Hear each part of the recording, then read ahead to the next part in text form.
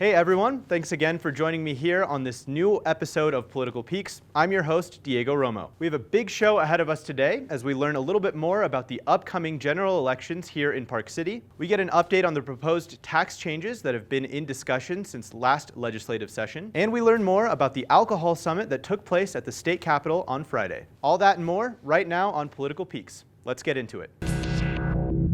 The municipal general election here in Park City is scheduled for Tuesday, November the 5th. Vote-by-mail ballots were sent out earlier this week on the 15th and should be in your mailbox already. A quick reminder for those of you who may need an update. This year, Park City will elect 3 city council members, each to serve 4-year terms on the council. 2 seats, which are currently held by incumbents Nan Worrell and Becca Gerber, and 1 seat, which is being vacated by Councilwoman Lynn Ware-Peak. A total of 6 candidates are running for the 3 spots. Aside from the incumbents Worrell and Gerber, we have Max Doylny, Ed Parisian, Deanna Rhodes, and Daniel Lewis. I have re-uploaded all of our previous interviews with all of the candidates, so you can learn more about them and their campaigns if you need a little bit of a refresher. If you're currently watching this episode from Facebook, you can head over to the Political Peaks page on parkcity.tv, and you'll find all of those interviews just under today's episode. It's also good to note that any ballots sent by mail need to be postmarked on or before November 4th in order to qualify. There will also be ballot drop boxes located at the Park City Municipal Building as well as the market at Snow Creek Plaza. Ballots can be dropped off at these secure locations on or any time before Election Day. Just like the primary, this election will be conducted entirely by mail, and if you have any questions or concerns about your ballot, contact City Recorder Michelle Kellogg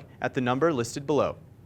I also recommend heading to vote.utah.gov to check the status of your voter registration, and it's also a great place for any information regarding the election. Good luck to all of the candidates, and be sure and stay tuned to Park City Television as we're going to be sitting down with all of the candidates next week for interviews just ahead of the general elections.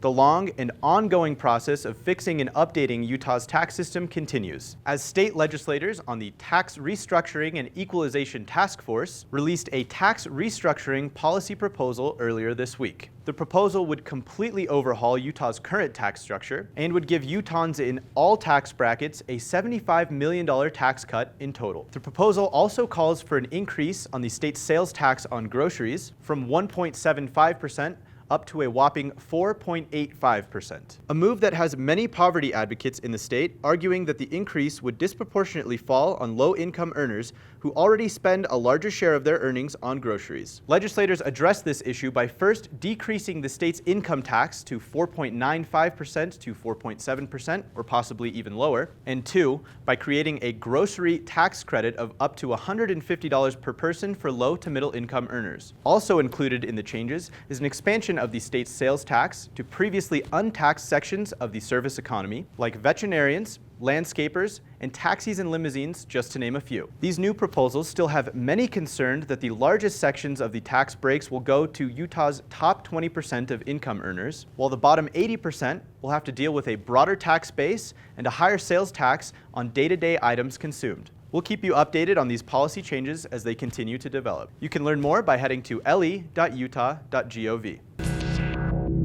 Now time to head to the Salt Lake Valley for 2 quick news stories from earlier this week. On Friday, the Capitol played host to the first state alcohol summit in 5 years. Among the topics discussed were issues like teen drinking, mental health addiction, and how to meet consumer demands. But the majority of the session was spent discussing the so-called beer bill, which just recently went into effect, which allows retailers to sell 4% alcoholic beer. In other news, former state representative and mayoral candidate Jim DeBacchus released a very unusual anti-endorsement for Salt Lake City mayor from his Facebook page late Thursday afternoon. In the statement, he said he would definitely not be voting for Erin Mendenhall based on her record during her stint as chair of the Salt Lake City Council during their early discussions about the inland port. The post also never mentioned an endorsement or a possible vote for the opposing candidate, Luz Escamilla. You can read the full post by heading over to Facebook and searching James DeBacchus.